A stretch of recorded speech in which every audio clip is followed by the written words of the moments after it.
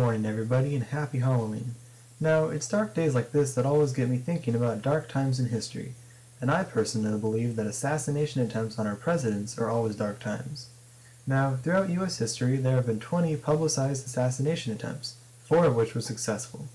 Of course, it's generally only the successful assassinations that are in the news and remembered throughout generations. Therefore, I'd like to take a little time and highlight and delve into 2 different interesting assassination attempts on U.S. presidents, Theodore Roosevelt and Andrew Jackson.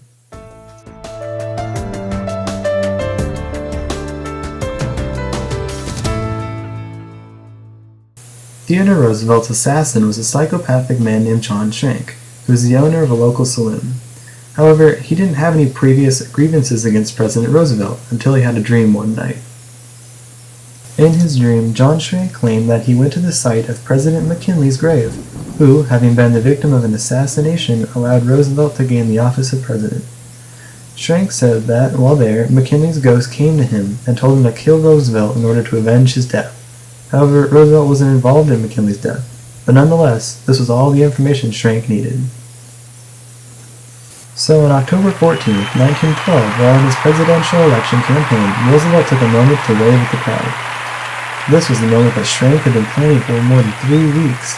He shot him at close range with his revolver and was consequently tackled and arrested. Roosevelt, on the other hand, was fine. Although the bullet had become lodged in his chest due to his 80-page speech and steel glasses case, the bullet was slowed enough to not penetrate any vital organs.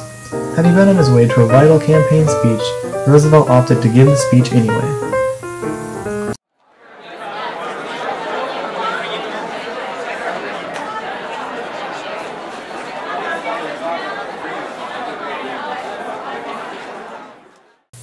Friends, I shall ask you to be as quiet as possible.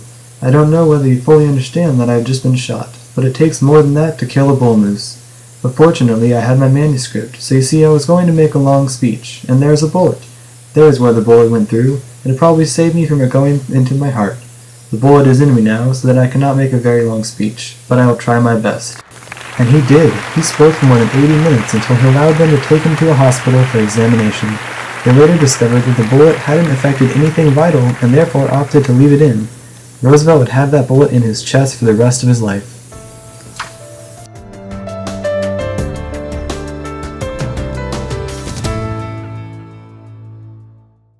Andrew Jackson's assassin was a man by the name of Richard Lawrence, who was clearly psychopathic.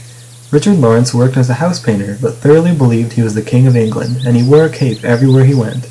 However, soon people began to question what the King of England was doing painting houses, to which he responded it was because the government owed him money, and more precisely, Andrew Jackson owed him money, and apparently the only way to deal with the situation was to kill Andrew Jackson. Soon, while leaving the funeral of South Carolina Representative Warren R. Davis at the Capitol building, Lawrence was waiting for Jackson.